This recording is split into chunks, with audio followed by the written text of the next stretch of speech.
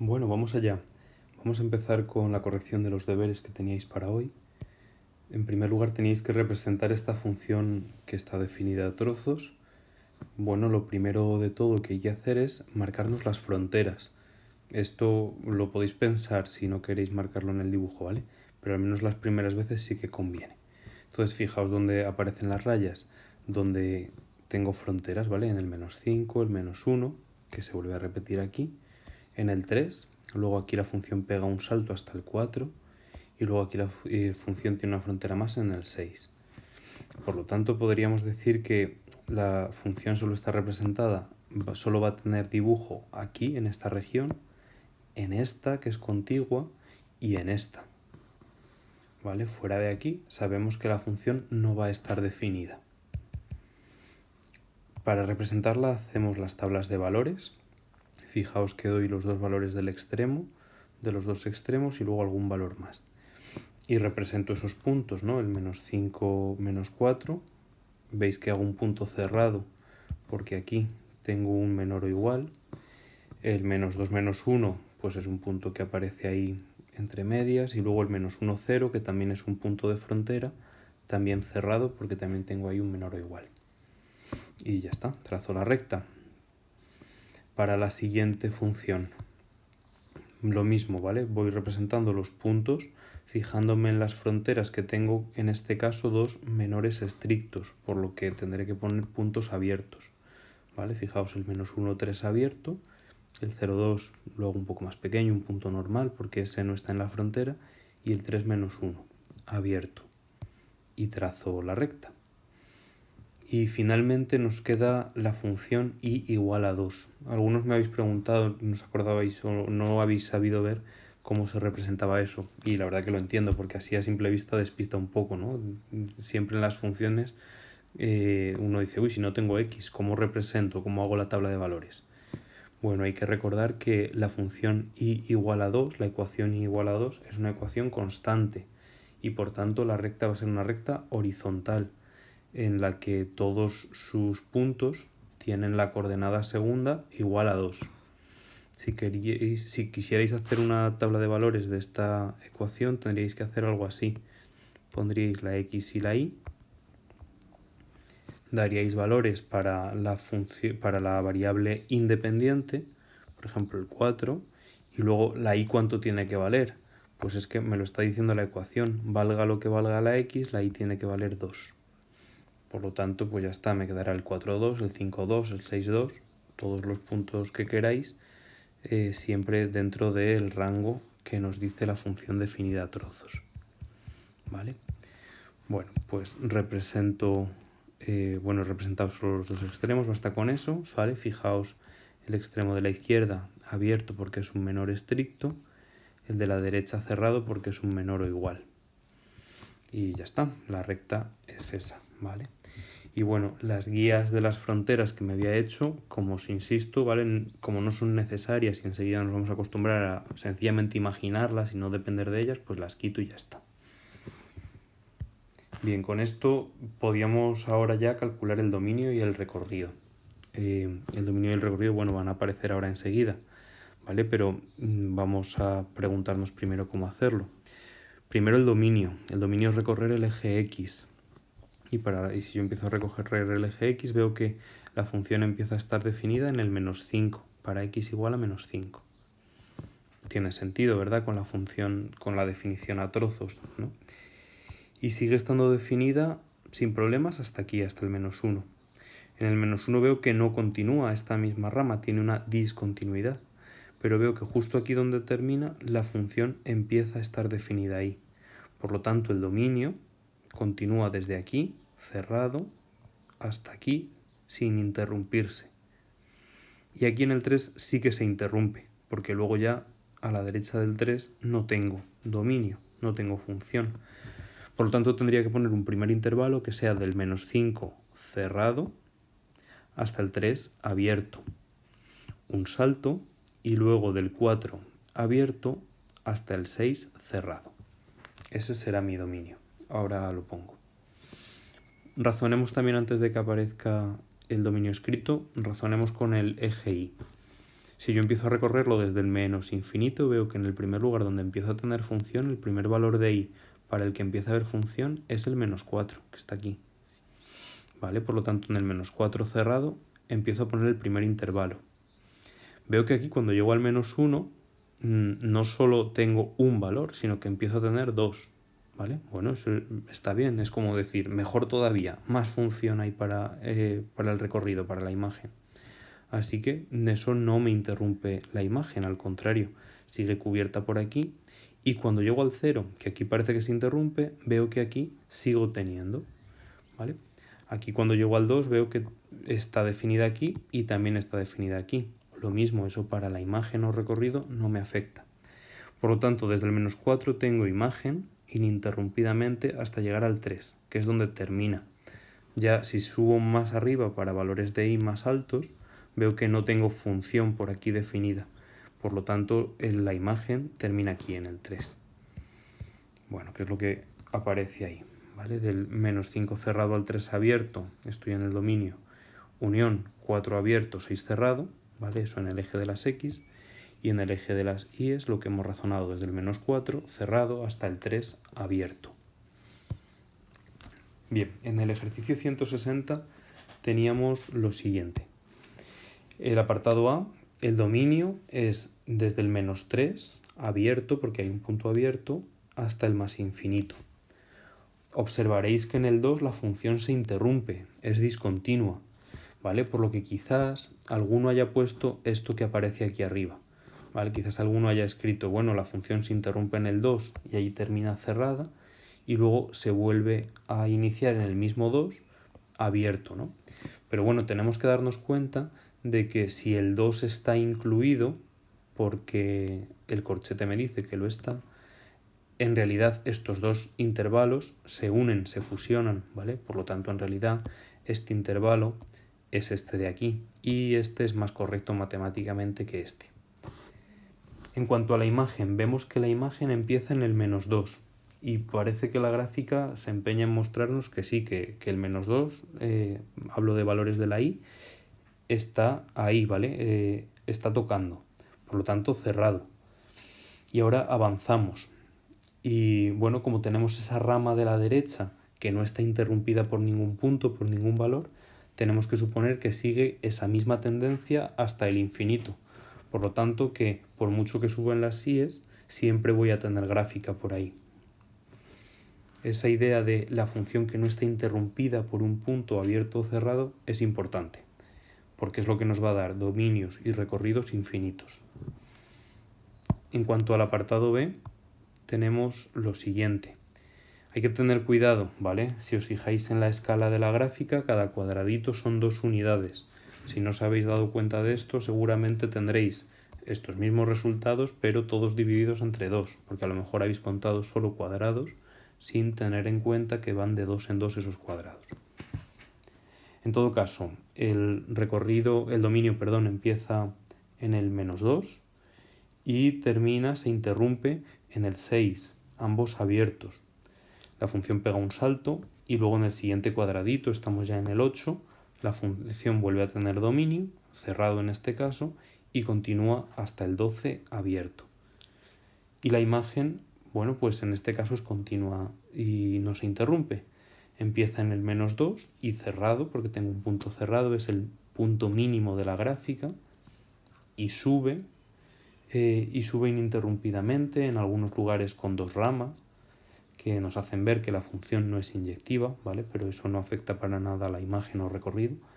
Y termina en ese punto máximo, que es el que está también más a la izquierda, que si contamos cuadraditos, son 5 cuadraditos, por lo tanto son 10 unidades. Y es abierto. ¿Vale? Así que, bueno, hasta aquí con el dominio y recorrido, espero que os haya servido. Y ya sabéis, este concepto volveremos sobre él, va a aparecer en muchísimos ejercicios de característica que hagamos, así que conviene tenerlo bien claro. Bueno, hoy vamos a explicar las operaciones con funciones. Las operaciones con funciones quiere decir que yo puedo sumar, restar, multiplicar, dividir funciones para así conseguir nuevas funciones, ¿vale? ¿Y qué queréis que os diga? Resulta que esto es maravilloso, muy cómodo. Las operaciones de funciones funcionan, valga la redundancia, pues como cabe esperar, ¿vale? Sumar funciones es sumar los resultados, restar funciones es restar los resultados, etc. Así que vamos directamente a un ejemplo. Fijaos, un ejemplo típico de esto de operaciones con funciones, vamos a ver la suma, resta, multiplicación y división todo a la vez porque todas se hacen igual. Bueno, un ejemplo típico es esto, ¿no? Te dan varias funciones y te pueden pedir que calcules una operación de funciones aplicada sobre un punto, ¿vale? Ojo, esto de aquí no es una multiplicación, ¿vale? Ya os lo dije una vez, pero no digáis, bueno, cuando hay dos cosas que están entre paréntesis, es que se están multiplicando, ¿vale? No, no es que se estén multiplicando, ¿vale? Y de hecho, ese pequeño punto que aparece ahí, este pequeño punto que aparece aquí, es una errata, eso se ha colado al dibujar esta diapositiva, ¿vale? Esto no es una multiplicación, entonces. Es como si yo tuviera una función que se llama pues FGH, que se llama I, ¿vale? Imaginaos que tengo una función que se llama I y me piden calcular I de 3, ¿vale? Bueno, pues es eso mismo, ¿vale? Todo esto es una sola función, ¿vale? Lo que pasa es que es una función que yo he construido haciendo restas y divisiones, ¿vale? Teniendo esto claro, que es una cuestión como de concepto, ¿vale? Como de entender que aquí hay una única función y aplico sobre un punto, vamos a ver cómo se calcula estas funciones. Tenemos dos métodos, ¿vale? Como veis. Y vais a ver que es una cosa, pues eso, lo que os decía en la introducción, que funciona muy bien, todo como cabe esperar. Fijaos, si el ejercicio es que solo hay que calcular un punto, ¿vale? Me piden solo este enunciado y ya está, puedo hacerlo directamente sobre ese punto. Y entonces, ¿qué es lo que tendría que hacer? Pues esto que tenéis aquí, ¿vale? Fijaos, la clave está en este primer paso, que es lo que os he dicho un par de veces, que todo funciona como cabría esperar. Si yo quiero aplicar esta función al número 3, ¿qué tendré que hacer? Pues lo que veis aquí, aplicar cada una de ellas al número 3, respetando las operaciones que me indican aquí, la resta y la división, ¿vale? Y como estos son cosas que yo sé calcular, pues hago las cuentas y listo, ¿vale? Por ejemplo, f de 3, ¿qué es? Bueno, pues es en la fórmula de f sustituir la x por un 3, ¿vale? Bueno, pues eso es lo que he puesto aquí. 3 por 3 más 1. H de 3, ¿qué es? Bueno, pues h de 3 es en la expresión analítica de h sustituir la x por un 3, ¿vale? Pues esto que tenemos aquí. Fijaos, aquí no tengo paréntesis y sin embargo aquí aparecen esos paréntesis. Esos paréntesis son muy importantes, ¿vale? Para que el signo menos afecte a todo el resultado de lo que salga de calcular h de 3, ¿vale? Por lo tanto, ese paréntesis, siempre que yo hago una sustitución de un número en una función, he calculado h de 3, pues tengo que ponerlo entre paréntesis. Bien, y por último, g de 3, ¿qué es? Pues más de lo mismo. Si esto es g de x, si sustituyo la x por 3, me queda 3 al cuadrado. ¿Vale?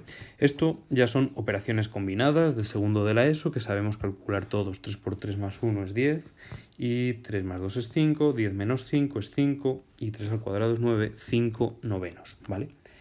Entonces, esto que he conservado recuadrado en amarillo es lo que hay que saber, ¿vale? Cuando yo me encuentre una cosa como esta, pues nada, conservo la calma y digo, esto era muy fácil.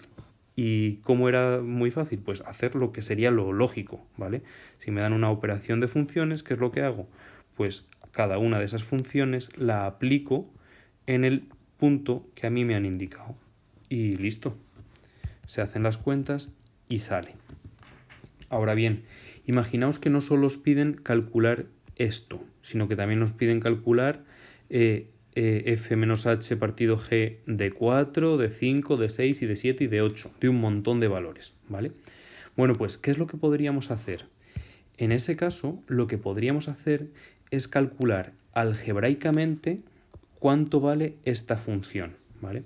Yo he dicho que esto es como si hubiera una nueva función a la que he llamado i, que consigo haciendo restas y divisiones, ¿vale? Bueno, pues yo puedo calcular la expresión analítica de esta función f menos h partido g. Y ese es el otro método. Vais a ver que vamos a llegar exactamente a lo mismo. Esto es útil sobre todo, hombre, si te piden directamente calcular f menos h partido g de x, que hay algunos ejercicios que son así, pues directamente hay que hacerlo por este método, ¿vale? Y bueno, si te piden, como os decía antes, calcular esta función en varios puntos distintos, pues también conviene este método porque calculas ya la expresión general y luego ya solo es sustituir todo el rato. Vamos a verlo. Lo mismo, el mismo buen funcionamiento, ¿vale? Se mantiene aquí. ¿Qué es lo que hago? Escribo f menos h de g, ¿vale? Pero lo aplico a x en general. X sigue siendo una incógnita que todavía no despejo, ¿vale? Y como la operación de funciones funciona bien, ya lo hemos dicho, y ese es como nuestro lema, ¿qué es lo más normal? Pues que si tengo este monstruo aplicado a x, lo más normal será que esto sea igual a f de x menos h de x partido g de x. Y si esto es lo más normal, ahora sencillamente solo tengo que sustituir, ¿vale? Yo sé cuánto vale f de x, entonces sustituyo su fórmula. Voy a quitar el recuadro porque lo tapa un poco. ¿Vale? F de x es 3x más 1. Pues pongo 3x más 1 menos paréntesis, ese paréntesis está tan importante. Y me copio ahora h de x. H de x tal cual, entre paréntesis, ¿vale? Y en el denominador que pongo g de x, ¿verdad? X al cuadrado.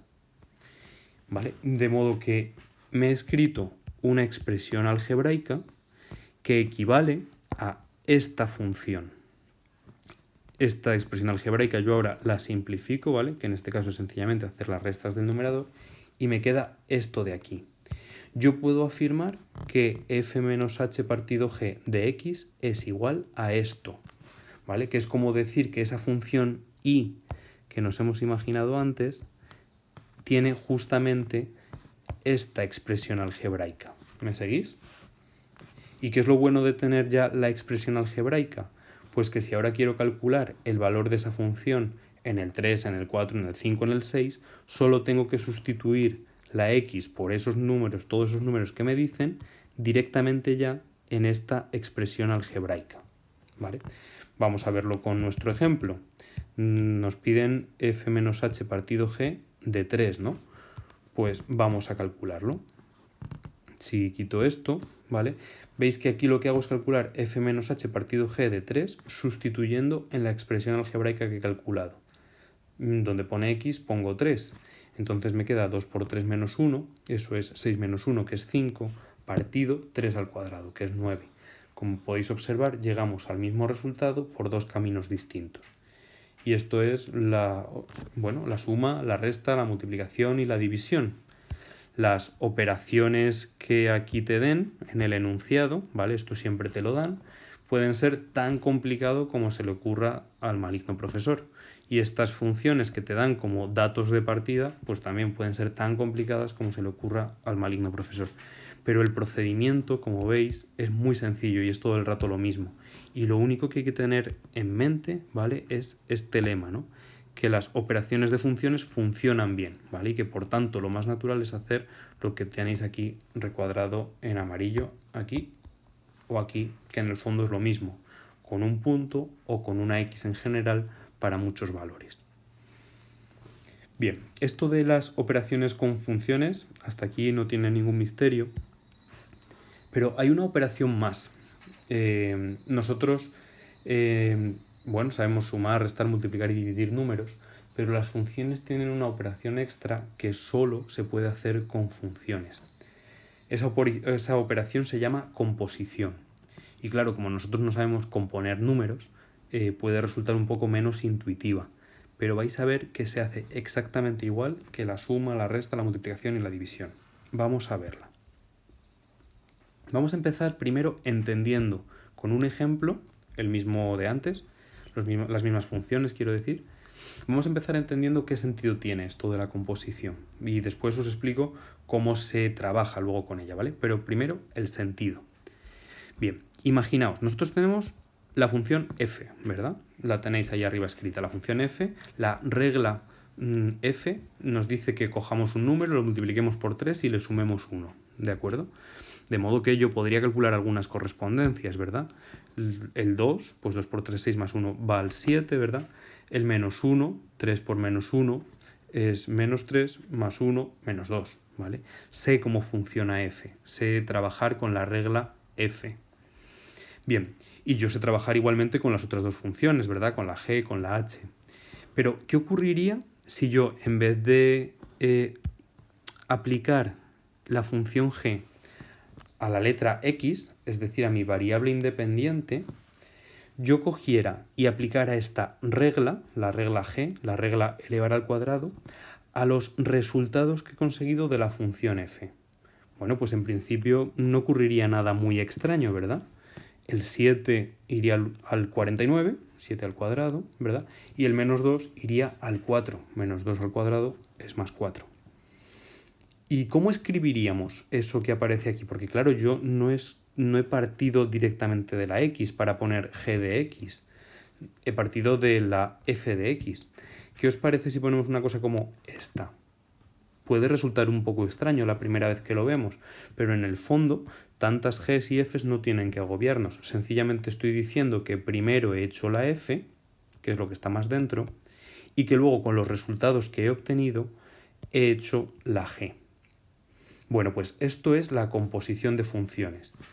En el fondo, al componer la función g con la función f, he construido una nueva función que me manda el 2 al 49 y el menos 1 al 4. ¿Cómo llamaremos a esta función que se salta pasos? ¿Cómo llamaremos a esta función que yo he conseguido metiendo una función dentro de otra? Bueno, pues lo llamamos función compuesta y lo representamos con este simbolito. Fijaos, el simbolito es un circulito abierto que se llama, bueno, no tiene nombre, se llama circulito, círculo, o se le llama, a veces cuando los matemáticos van leyendo en voz alta, dicen compuesto, ¿vale? Pero en realidad el símbolo como tal es círculo, no tiene nombre. Pero bueno, lo más interesante no es cómo se llama el circulito, sino cómo se lee esta expresión de aquí. Porque es muy curioso. Se lee, fijaos, f compuesta con g, ¿vale? Es como que se lee al revés. Entonces esto nos puede liar un poco cuando vamos hablando y leyendo a la vez, ¿vale? Bueno, esto es una mera curiosidad de momento, aunque tiene su sentido matemático profundo, pero a nosotros no nos preocupa mucho. Lo importante que tenemos que entender es que esta función f compuesta con g, o si queréis leerlo de izquierda a derecha para no volveros locos, g circulito f, es como una nueva función que hemos creado con esta idea de aquí, ¿vale? Esta función, ¿cómo funciona? Pues funciona de la siguiente manera. Toma un número, aplícale la función f y luego aplícale la función g a lo que te haya salido. Entonces hemos creado una nueva función, si queréis con el mismo ejemplo de antes, es como si hubiéramos creado una nueva función a la que podemos llamar i, que la conseguimos a partir de otras dos anteriores, ¿vale? Y esto no es ni sumar las funciones, ni multiplicar las funciones, sino que es otra cosa, es meter unas funciones dentro de otras. Es la composición. Bueno, si hemos entendido esto, ¿vale? Vamos a ver ahora cómo se trabaja con esto, ¿vale?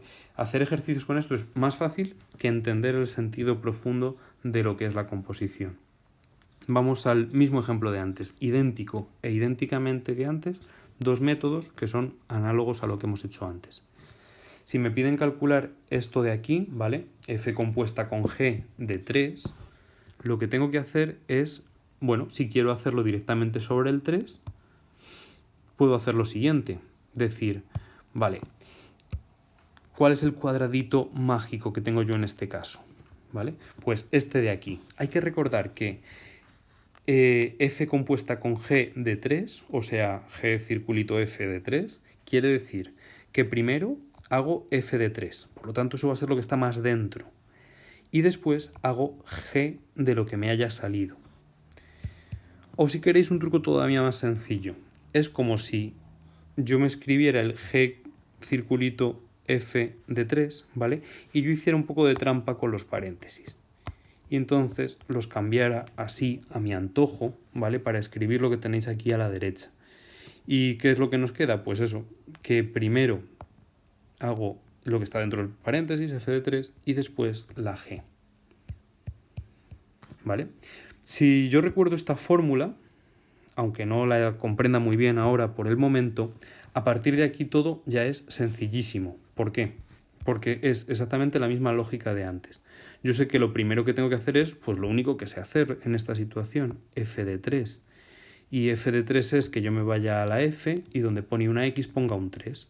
Por lo tanto escribo 3 por 3 más 1 y hago esas cuentas. 3 por 3 es 9 más 1, 10. Y ahora ya me queda una cosa perfectamente normal, g de 10, que yo sé hacer. ¿Qué es lo único que tengo que hacer? Irme a la g y donde pone una x poner un 10. 10 al cuadrado. Solución 100. Por tanto, si yo he sido capaz de, aunque ni lo haya comprendido muy bien del todo, ¿vale? Pero si os acordáis que cuando os encontréis g circulito f de 3, basta con que pongáis g de f de 3, con esto sale todo el resto, ¿vale? Y bueno, esto es cuando lo queremos hacer directamente sobre un número, pero también lo podemos hacer directamente para x, para la incógnita. En ese caso, la fórmula, el cuadrado mágico, sigue siendo exactamente el mismo, ¿vale? G circulito f de x es igual a g de f de x. ¿Y cómo razono en este caso? Bueno, pues escribo f de x, lo que pasa que ahora lo escribo algebraicamente, 3x más 1. Y a eso lo que tengo que hacerle es aplicarle la función g. Claro, aquí ahora ya hay que andar con más cuidado porque en la función g la x es solo una cosa, pero yo es que ahora dentro de la g estoy metiendo una expresión algebraica. ¿Eso se puede hacer? Pues sí, claro que se puede hacer, ¿vale? Donde aquí pone x, yo pongo un paréntesis, ¿lo veis? Con todo lo que yo aquí estoy metiendo dentro de la g.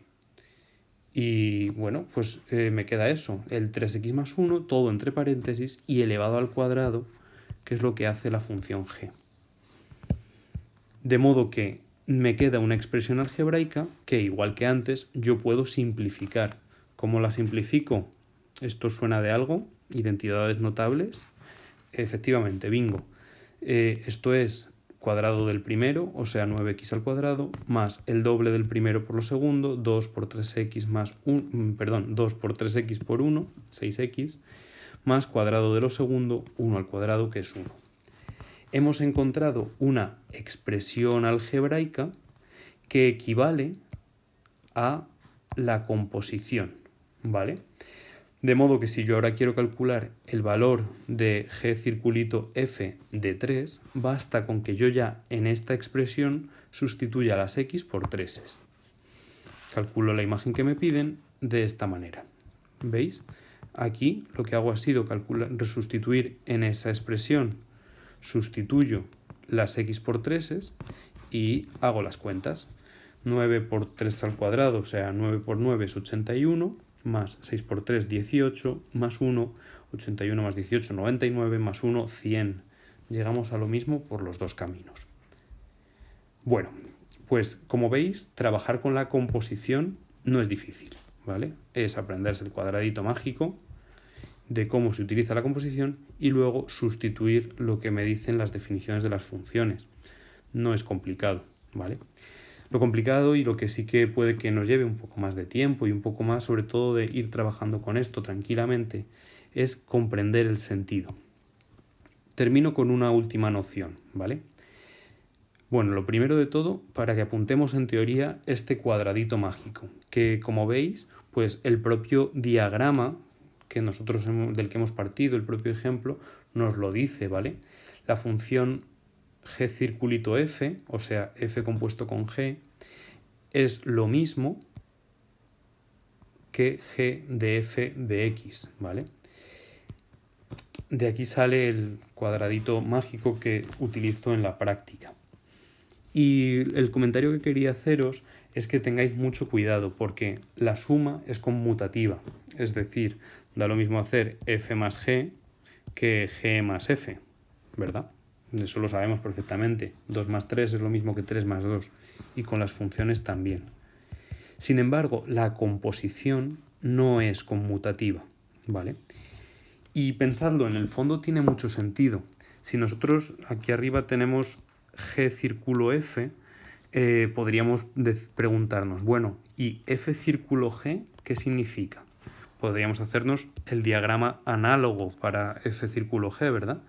Es que yo parto de la x y primero utilizo g y luego, con lo que me ha salido de hacer g de x, le aplico la f, de modo que obtengo f de g de x, ¿vale?